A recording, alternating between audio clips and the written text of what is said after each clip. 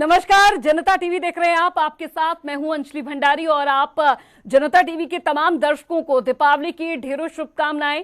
तो इसी उम्मीद के साथ आज हम अपना खास कार्यक्रम लेकर आए हैं, जिसके जरिए हम आपको बताएंगे कि दीपावली पर आपको किस विधि विधान के साथ पूजा अर्चना करनी है और यही एक पूरी की पूरी तरीके से जो माता लक्ष्मी और गणेश जी की जो मूर्ति है वो आपको साज सज्जा करनी है और किस तरीके से आपको पूजा विधि विधान के साथ करनी है, ये हम जानेंगे। हमारे साथ स्टूडियो में मौजूद है ज्योतिष आचार्य अमित जी। बहुत बहुत स्वागत है आपका।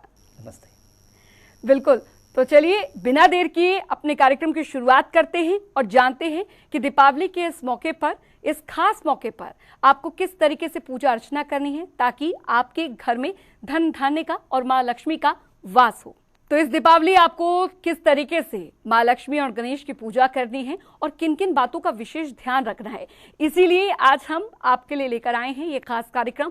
और ये पूरी पूजा विधि जो है वो हम और अमित जी हम आप दर्शकों को दिखाएंगे कि किस तरीके से आपको प्रत्येक छोटी से छोटी चीजें जो हैं वो माँ लक्ष्मी के और गणेश की पूजा में आपको जरूर ध्यान में रखना है ताकि आपके घर में सुख समृद्धि आए, खुशियां आए। अमित जी, दीपावली का खास मौका है और पूजा विधि विधान के साथ हो, ये बहुत जरूरी है सुनिश्चित करना। लक्ष्मी और गणेश जी की पूजा करने का बहुत अच्छा सौभाग्य हमें प्राप्त हुआ है। तो शुरुआत हम करते हैं। सबसे पहले जब हम दीपावली की पूजा के मौके पर बैठ रहे हैं यहाँ पे, तो हमें कैसे शुरुआत करनी चाहिए, सही मुहूर्त पूजा का क्या होना चाहिए, बहुत जरूरी होता है, तो वो हमारे दर्शकों को बताएं। नमस्कार। इस बार सबसे बड़ी चिंता जो लोगों की है वो ये है कि इस बार ग्रहण भी पड़ रहा है जी। तो ग्रहण सूर्य ग्रहण है, इसलिए चिंता करने की आवश्यकता नहीं है, क्योंकि दीपावली के समय जब आपको दीपावली मनानी है उस समय पर ग्रहण का प्रभाव नहीं है, न तो सूतक का प्रभाव है। तो इसीलिए सूतक का भी चक्कर नहीं है, ग्रहण का भी चक्कर नहीं है, ये बाद में होगा। तो इसीलिए आप बिल्कुल निश्चिंत होकर के फिक्र न करें और दीपावली को अच्छे तरीके से मनाएं। इस बार दीपावली बहुत अच्छे से मनाएं और इसका फ़ायदा ज़्यादा मिलेगा, क्योंकि इस बार ग्रहों का बहुत अच्छा संयोग बन रहा है। बृहस्पति अपने घर में मौजूद है, शनि ग्रह अपने घर में मौजूद हैं, इस तरह से बड़ा ही शक्तिशाली बन रहा है और भी ग्रहों का बल बहुत अच्छा दिख रहा है। तो इसीलिए इस अच्छे संयोग में जो भी आप काम करेंगे, जो भी आप पूजा पाठ करेंगे, जो भी संकल्प करेंगे, बड़ा पावरफुल होगा। तो इसीलिए बहुत ज़रूरी है कि आप समझने की कोशिश करें। यहाँ पर समय थोड़ा लिमिटेड होगा, कम समय है, इसलिए कोशिश करेंगे जो भी इंपॉर्टेंट चीज़ होती है, जो बहुत ज़रूरी है, वो कैसे करना है वो आपको बता दें ताकि आप इसको अच्छे तरीके से कर पाए, उसका ज़्यादा से ज़्यादा लाभ ले पाए। जी बिल्कुल।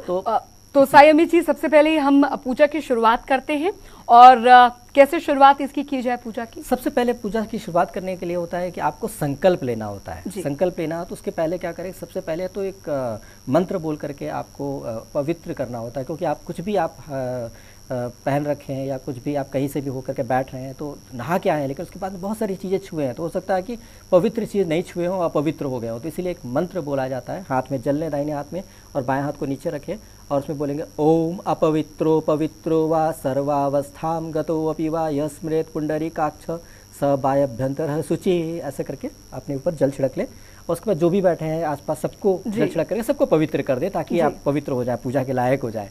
उसके बाद क्या करें, संकल्प लें। संकल्प लेने में क्या, फिर वही दाहिना हाथ ऊपर रखेंगे, बायां हाथ नीचे रखेंगे। उसके बाद बोलेंगे अपना नाम, नक्षत्र, राशि, गोत्र, ये बोल करके बोलेंगे कि मैं आज जो तिथि बन रही है वो शुभकृत संवत्सर है, शुभकृत संवत्सर है, विक्रम संवत 2089 है। तो इस तरह से करके आप बोलेंगे कि भी इसमें कार्तिक मास के कृष्ण पक्ष के अमावस्या तिथि को दीपावली के समय पर आप और भी चीज़ें बोल सकते हैं। पंचांग में देख करके नक्षत्र क्या है, योग क्या है, राशि क्या है, सब आप बोल सकते हैं। पाँचों चीज़ें जितनी जानकारी आपको मिल सकती है उतना बोलें और बोलें कि अब इस समय पर मैं माँ लक्ष्मी के प्रसन्नता हेतु दीपावली का पूजन करने जा रहा हूँ या जा रही हूँ। कृपा करके हे परमात्मा मुझे सहयोग करें जिससे मेरा ये पूजा पाठ निर्विघ्न पूर्ण हो और दोष मुक्त हो। इस तरह से करके प्रार्थना करके जल को फिंगर टिप से, ये देव तीर्थ होता है, यहाँ से करने से पितृ तीर्थ होता है, तो अंतिम संस्कार में किया जाता है यहाँ से, इसीलिए सामने से ही करना है। ऐसे करके भूमि पर गिरा देना है जहाँ पैर न पड़े। इस तरह से कर देते हैं तो उससे क्या होता है, कमिट कर दिया आपने कि आप पूजा करने जा रहे हैं। देवताओं का काम पूजा लेना और फल देना होता है, इसीलिए जैसे ही आप ऐसा करते हैं तो देवता पूजा स्वीकार करने के लिए तैयार हो जाते हैं। तो अब आप देवता तैयार हो चुके हैं, देवी तैयार हो चुकी है, तो अब आपको पूजा स्टार्ट करना है। तो सबसे पहले क्या करना है, पूजा करते समय यहाँ पर देखिए समय कम होने की वजह से मैंने पहले से तैयार कर दिया ताकि समय आपको छूट ना जाए। तो यहाँ पर एक कलश रखा है, मिट्टी का कलश है, आप चाहे तो तांबे का कलश भी ले सकते हैं। पीतल का कलश लिया जाता है, लेकिन पीतल मिश्रित धातु होता है, तो शास्त्र में कहा गया कि मिश्रित धातु का इस्तेमाल नहीं करना चाहिए। तो अच्छी बात है, सबसे अच्छा तो मिट्टी का कीजिए, किसी को रोजगार मिलेगा। ऐसे ही प्यारा सा कलश लीजिए, उसमें क्या करना है आपको स्वास्तिक का बनाना है, क्योंकि ऐसे खाली नहीं रखते, तो यहाँ पर स्वास्तिक इस तरह से बना लेंगे। और उसके बाद आपका ये बनाने के बाद इसमें पवित्र हो जाते हैं ऐसा मानते हुए इसमें अंकित कर दिए। और उसके बाद प्रार्थना करते हैं कि हे गंगा माँ, हे यमुना माँ, जो भी नदियाँ हैं सभी नदियों का, आप जितना नदी का नाम याद है आप पवित्र नदियों का सबको आह्वान करें, कृपा करके आप इस कलश में विराजिए और मेरे पूजा की मतलब गवाह बनिए, एक तरह से विटनेस बनिए, साक्षी बनिए। इस तरह से करके प्रार्थना करते हैं। उसके बाद फिर ऊपर जो नारियल भी है इनके लिए भी प्रार्थना किया जाता है। तो इन सब कुछ रखने के लिए जो मैंने यहाँ पर रखा है, तो अष्टदल कमल जरूर बनाइएगा, क्योंकि कलश को ऐसे नहीं रखते। जैसे मैंने रखा है पेड़े के ऊपर जो है उसके ऊपर आसन बिछाया, आसन के ऊपर अक्षत से अष्टदल कमल बनाया। आप और भी चीज़ें लगा सकते हैं जितना सुविधा हो। उसके ऊपर कलश रखें और कलश के अंदर जल रखें, जल के अंदर हल्दी रखना है, हल्दी की गांठ, और साथ में सिक्का रखना है। और ऐसे करके नवग्रह भी रख सकते हैं, सप्तमात्रिका भी रख सकते हैं, जितनी चीज़ें रख सकते हैं उतना ही जागृति आ जाती है जी। और उसके ऊपर नारियल जो रखा है, नारियल को भी अकेला ऐसे नहीं रखा जाएगा। नारियल के ऊपर इसमें जो जैसे मैंने दिखाया है कि आपको पत्ता, जो आम का पत्ता 5 पल्लव वाला पत्ता रखेंगे, उसके ऊपर ऐसे ढक्कन रखेंगे, उसके ऊपर अक्षत रखा हुआ है, अक्षत के ऊपर नारियल रखा है। उसके बाद नारियल भी रखा है, तो ऐसे नहीं रखा है, आप कपड़े में, सूती कपड़े में लपेट करके मौली से बांध दिया है, ऐसे मतलब आदर मान के साथ रखते हैं। नारियल में ध्यान रखना पड़ेगा, जहाँ से नारियल जुड़ा होता है पेड़ के साथ वो भाग आपकी तरफ रखना है। क्योंकि प्रोग्राम है इसीलिए हम इधर बैठ जाएंगे तो आपकी तरफ पीठ आ जाएगा, इसलिए मैंने ऐसा किया है। लेकिन आप इस तरह बैठ के पूजा करेंगे ऐसे फेस करते हुए, तो यहाँ पर नारियल का जो जुड़ा होता है भाग पेड़ के साथ ऐसे जुड़ा होता है, वो वाला भाग ऐसे रखना है। तो इस तरह से करके करेंगे तो आप पूजा का फल आपको मिलेगा। सीधा रखना है, ऐसे अच्छा तो लगता है, सुंदर लगता है, लेकिन वो दोष पैदा करता है, तो इसलिए ऐसे करके करेंगे। उसके बाद कलश का पूजन करते हुए उनको स्वास्तिक किया, उसके बाद उनको फूल जैसे माला चढ़ाया, फूल चढ़ाया, उनको धूप चढ़ाना है ना, धूप ऐसे दीजिए। उसके बाद ऐसे करके उनको नमस्कार करते हुए पुष्प चढ़ा करके उसके बाद आगे बढ़ेंगे। उसके बाद आपको क्या करना है, यहाँ नवग्रह हैं, अक्षत के मैंने रख दिया क्योंकि जगह थोड़ी है, तो यहाँ पर 9 जगह पर अक्षत रख दिया है। और भी आप षोडश मातृका रख सकते हैं, मतलब 16 देवी होती हैं, उनके लिए आप छोटी छोटी बिंदी के तौर पे भी आप ऐसे ऐसे करके 16 बना सकते हैं। या जगह कम थी, अभी नहीं हो पाया है, लेकिन आप ऐसा कर लीजिएगा तो इससे बहुत अच्छा रहेगा। और सबसे प्रार्थना करना का, हे नवग्रह सभी देवता कृपा करके पधारिए और मेरे द्वारा जो मैं पूजा करने जा रहा हूँ या जा रही हूँ, कृपा करके स्वीकार करिए और मुझे शक्तिशाली बनाइए, जिससे मैं पूजन का लाभ ले सकूँ। नवग्रह से ही आप कंट्रोल्ड हैं धरती पे होने की वजह से। और षोडश मातृका 16 देवियों से भी प्रार्थना करते हैं कि हे षोडश मातृका देवी कृपा करके पधारे और हमारी पूजा स्वीकार करें। इस तरह से करते हैं। और उसके बाद जो है आपका दीपक भी जलाते हैं, तो दीपक के लिए भी आपको पता है, हे अग्निदेव कृपा करके पधारे और यहाँ पर मेरे पूजा का गवाह बने, साक्षी बने, क्योंकि अग्नि सबसे पवित्र होते हैं। अग्नि सबसे पवित्र ज्योत को आप यहाँ पर रख देते हैं तो आपकी पूजा में पवित्रता आ जाती है। और वो हर, जैसे अग्नि को साक्ष्य मान के विवाह किया, अग्नि को साक्ष्य मान के बहुत सारी चीज़ें की जाती है। क्यों की जाती है? तो अग्नि सबसे पवित्र है, तो उनका साक्षी होने से वो पूजा मतलब सफल हो जाती है, झूठी नहीं कही जा सकती है। तो इस तरह से क्या आप ज्योत जलाना है सभी के लिए, जो होता है कलश के लिए जलाया है, गणेश लक्ष्मी जी के लिए जलाया है ना, और नवग्रह के लिए जगह कम थी इसलिए और भी दीपक आप जला सकते हैं। आप चाहे तो षोडश मातृका 16 दीपक जला सकते हैं, 16 चीज़ें कर सकते हैं। जितना विस्तार से करें उतना करें, कोई दिक्कत की बात नहीं तो भाव के साथ करें तो उसमें अच्छी बात है। उसके बाद क्या करना है, गणपति जी को प्रार्थना करना है। गणपति जी से जब षोडश मातृका हो गए, नवग्रह हो गए, तो गणपति जी से प्रार्थना करना है कि हे गणपति जी कृपा करके आप पधारे और मेरी पूजा स्वीकार करें। हे गणपति आगच्छ आगच्छ इत्र तिष्ठ, संस्कृत में भी बोल सकते हैं, लेकिन अगर मैं संस्कृत में बोलने लगूंगा तो फिर आपको दिक्कत हो जाएगी कि आप फिर समझ नहीं पाएंगे और आप टाइम वेस्ट हो जाएगा। तो इसलिए यदि आप जानते हैं तो बहुत अच्छी बात, नहीं जानते हो तो हिंदी में जैसे बता रहे हैं मन से दिल से कीजिएगा प्रार्थना, हे गणपति जी कृपा करके पधारिए और मेरी पूजा की शुरुआत बहुत अच्छे से करिए और माँ लक्ष्मी प्रसन्न हो ऐसी कृपा करें और मुझे आज का दिन का लाभ मिल पाए।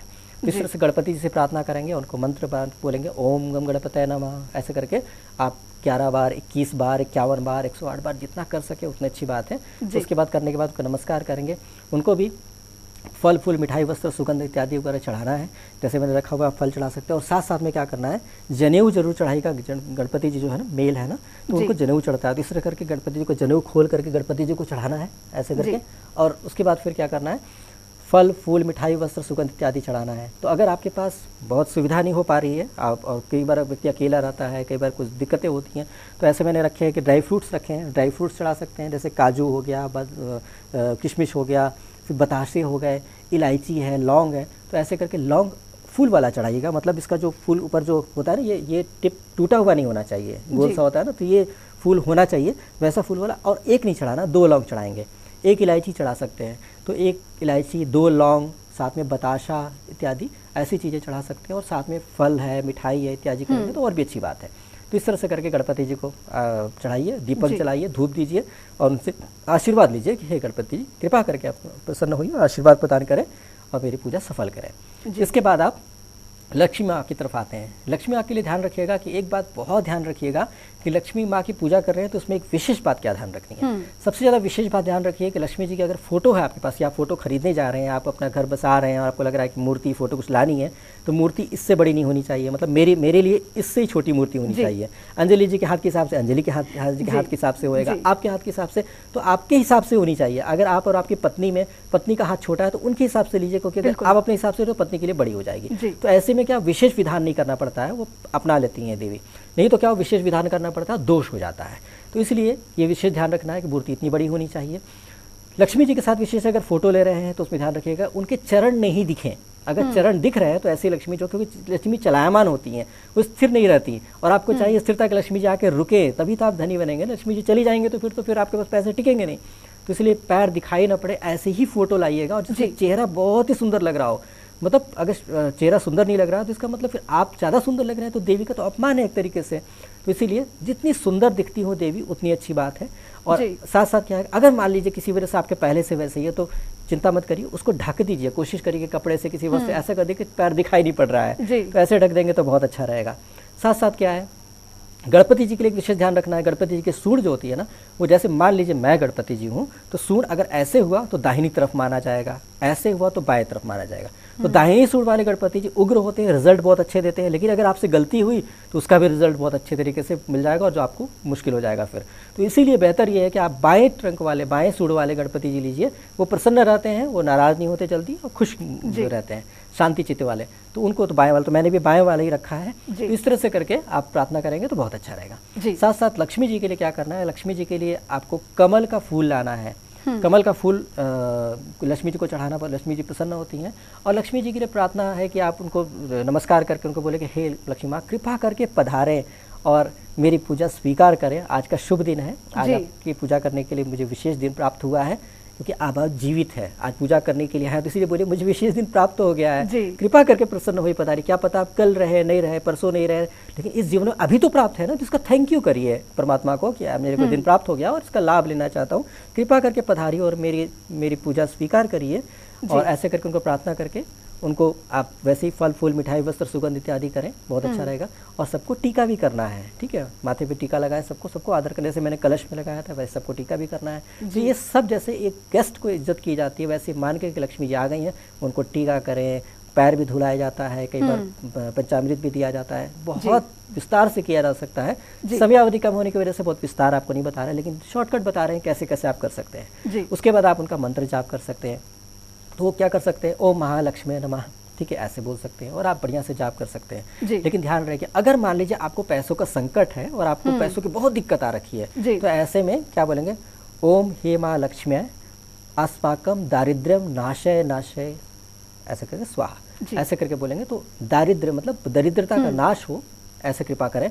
तो इसको बार बार जाप करके उसके बाद प्रार्थना करेंगे तो उसमें क्या होगा, उनका मन पसीजेगा, क्योंकि आज का दिन बहुत इंपॉर्टेंट होता है और उस दिन लक्ष्मी जी की पूजा विशेष तौर पे सभी लोग कर रहे हैं। जब बहुत ढेर सारे लोग पूजा करते हैं तो शक्ति बहुत बन जाती है और लक्ष्मी जी का आगमन होने के चांसेस बन जाते हैं। जब किसी को बहुत लोग इन्वाइट करेंगे, अगर मान लीजिए आपको किसी गांव के हर बंदे ने कहा कि आप आइए हमारे गांव, तो आपके लिए मुश्किल हो जाएगा मना करना, और आप कहेंगे चलो हो ही आते हैं, इतने लोग बुला रहे हैं। तो इसलिए लक्ष्मी जी आती हैं और आप जब ऐसे बताते हैं कि मेरी दरिद्रता आ गई है, मुझे बहुत तकलीफ है, तो माँ आपको आशीर्वाद, अगर थोड़ा सा भी आशीर्वाद देते तो आप बहुत धनी हो जाएंगे। इसलिए फिक्र करने की जरूरत नहीं, इस तरीके से प्रार्थना करेंगे। बिल्कुल बढ़िया रहेगा कि अगर कमलगट्टे की माला आपके पास है तो कमलगट्टा कैसा होता है आपको दिखा दें। कमलगट्टा पूजा में चढ़ाया जाता है, ये कमलगट्टा होता है। तो इसकी माला भी आती है, वो माला ले लें 108 वाली और उसको लेकर के जाप करना है। अब जाप कैसे करना है, जाप के लिए ध्यान रहे कि ये फिंगर नहीं लगनी चाहिए और ये लिटिल फिंगर भी नहीं लगनी चाहिए। तो ऐसे ऐसे करके आपको जाप करना है, इस फिंगर को हटा करके, और जाप करना है 108 बार। जो मंत्र मैंने बोला इन दोनों में से कोई भी आप जाप कर सकते हैं। यदि आप चाहते हैं कि आपके घर में लक्ष्मी जी सदैव वास करें, तो आप समझते हैं कि सिर्फ लक्ष्मी जी का जाप करेंगे और लक्ष्मी जी स्थिर रह जाएंगे आपके पास, तो ऐसा नहीं होगा। तो अब क्या करें, लक्ष्मी जी को हमेशा रखने के लिए क्या करें? अगर आप स्त्री हैं तो आप ध्यान रखिएगा कि आप जब भी कहीं जाती हैं, अगर पति के साथ जाती हैं तो आप निश्चिंत होकर बैठती हैं। किसी भी रिश्तेदारी में गई, आपके पति भी आपके साथ गए, बच्चे भी आप साथ गए हैं, तो क्या होता है, आप आराम से बैठती हैं कि जब पति चलेंगे तो हम चलेंगे साथ साथ। बिल्कुल। आप अकेले नहीं होता कि चले पति चाह रहे हैं और आप बैठी रहेंगे, ऐसा तो होगा नहीं। तो इसलिए क्या है, लक्ष्मी जी तो बहुत अपने पति के लिए बहुत मतलब होता है अच्छी हैं और अच्छा उनका रिश्ता बहुत अच्छा है। तो इसलिए क्या है, विष्णु जी को छोड़कर तो लक्ष्मी जी आपके घर रुकेंगी नहीं। तो आप क्या करें, फिर उसके बाद जब लक्ष्मी जी की पूजा अच्छे से कर लीजिएगा तो विष्णु जी की भी पूजा कर लीजिएगा। कोशिश कीजिए कि विष्णु जी की भी पूजा करें। तो विष्णु जी का अगर मूर्ति नहीं है आपके पास, है तो बहुत अच्छी बात है, नहीं तो क्या है कि विष्णु जी को भी एक सुपारी लेकर के उसमें उसको हल्दी से लपेट के और बढ़िया से उनको विष्णु भगवान बना लीजिए, उनकी पूजा कर लीजिएगा। और वैसे अगर लक्ष्मी जी की मूर्ति ऐसी मिलती है जो विष्णु जी के साथ मिल जाती है तो और भी अच्छी बात है। तो उसमें क्या किया जाए, हे लक्ष्मी नारायण, कृपा करके पधारिए और मेरे घर वास कीजिए।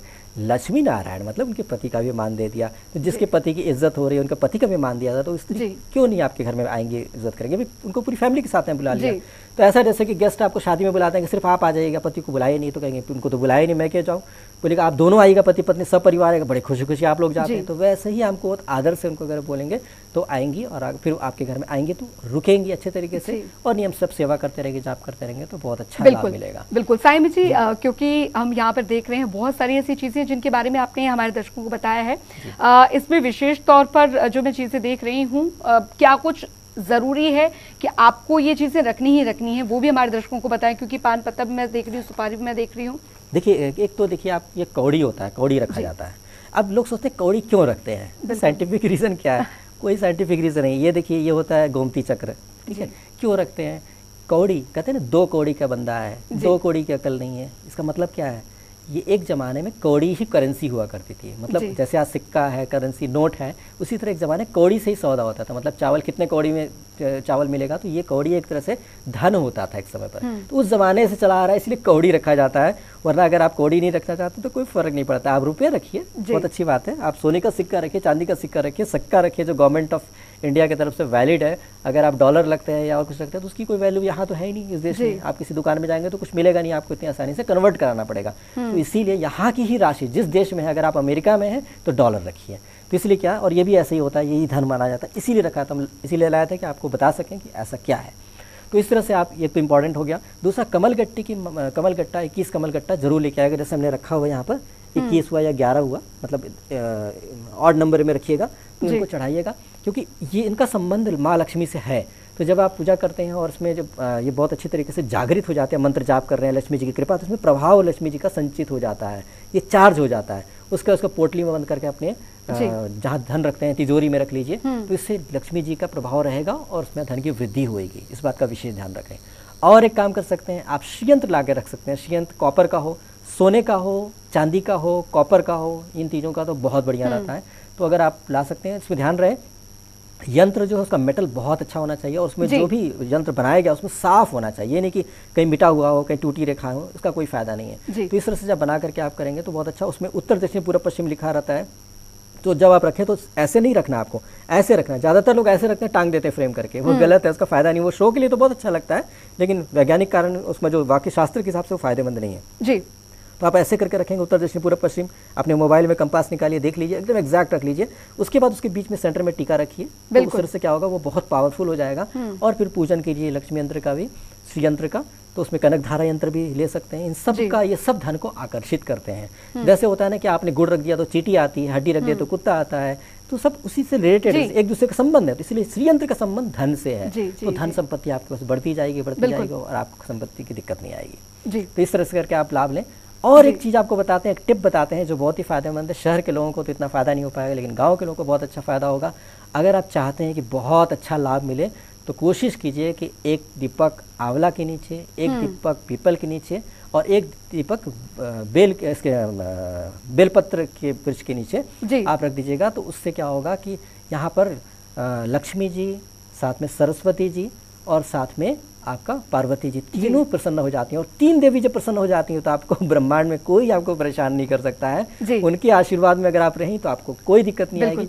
ऐसा करना सबसे अच्छा रहेगा दिवाली के दिन। अगर कोई किसी के पास ऐसी सुविधा है कि उनके पास ये पेड़ है आसपास, तो फिर मौका मत चुकिए। जाइएगा। बिल्कुल, और समय की बेहद कमी है, लेकिन एक सवाल मैं जरूर यहाँ पर पूछना चाहूंगी अमित जी, संक्षिप्त में मैं चाहूंगी हमारे दर्शकों को बताएं, क्योंकि एक बहुत सारी ऐसी चीजें, भ्रांतियां हैं कि जब लक्ष्मी गणेश की पूजा अर्चना हो जाती है फिर उन मूर्तियों को कुछ लोग विसर्जित कर देते हैं, तो उस बारे में हमारे संक्षिप्त तौर पर हमारे दर्शकों को थोड़ा जल्दी से बता दें। देखिए क्या है कि मूर्ति बहुत बड़ी रखने के लिए मैंने नहीं कहा, तो इसलिए आप रख सकते हैं, लेकिन ध्यान रहे कि मूर्ति को तुरंत विसर्जित नहीं करना है। आप क्या चाहते हैं, लक्ष्मी हमेशा रहे तो उनको रखें, 1 साल तक रखें। अगले दिवाली पर आप नई मूर्ति लाएंगे, मिट्टी की मूर्ति लाएं, और उनको क्या करना है कि नई मूर्ति रख करके पुरानी मूर्ति को क्या कीजिएगा, प्लेट में डालिए और उनके ऊपर जल डालिए, गंगा जल डालिए, पवित्र जल। उनसे बोले कि हे देवी, हे गणपति जी, कृपा करके इस विग्रह को त्याग करके जल में समाहित हो जाइए। तो क्या होगा, और इसको त्याग दीजिए, तो उसमें क्या वो जल आ जाएगा। उसके बाद फिर क्या करिए कि आप इसको अलग रख लीजिए। उसके बाद लक्ष्मी जी के लिए अलग प्लेट में करके ऐसे करके कृपा कर इस विग्रह को त्यागिए हे मां लक्ष्मी, और जल में समाहित हो जाइए और इस विग्रह को त्याग दीजिए। तो उसके बाद वो भी निकल गए उसमें से। अब क्या है कि दोनों जल लेकर के नए वाले गणपति जी पे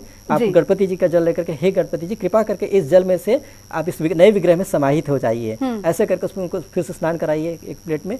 और उसके बाद फिर लक्ष्मी जी के साथ ये करना, मतलब उनसे प्राण निकाल के उसमें डालिए। उसके बाद उस मूर्ति को आप किसी स्वच्छ जगह पर डाल दीजिए, मिट्टी की तरह से वो मिट्टी में मिल जाएंगे। ऐसा करने से क्या आपका जैसे चलता रहेगा चेन बाय चेन, और उसमें आपका पावर बढ़ता जाएगा। बिल्कुल, तो दर्शकों आपने जाना कि दीपावली पर आपको किन किन बातों का ध्यान पूजा के दौरान रखना है, और मां लक्ष्मी और गणेश का वास हो आपके घर में, यही उम्मीद है। बहुत बहुत शुक्रिया अमित जी, आप हमारे स्टूडियो में आए और हमारे दर्शकों को पूजा विधि के बारे में इतनी विस्तार पूर्वक जानकारी दी। शुक्रिया, धन्यवाद। तो दर्शकों आप भी अब आपने जान लिया होगा कि पूजा विधि क्या है, किन किन चीजों को आपको बहुत विशेष तौर पर ध्यान रखना है ताकि मां लक्ष्मी का, मां गणेश और साथ ही गणेश जी का आपके घर में वास हो, और प्रथम पूज्य गणेश और मां लक्ष्मी की कृपा आप पर और आपके परिवार पर यूं ही बरसती रहे। इसी के साथ इस खास कार्यक्रम में इतना ही। आप बने रहिए जनता टीवी के साथ, और आप सभी को दीपावली की ढेर शुभकामनाएं। नमस्कार।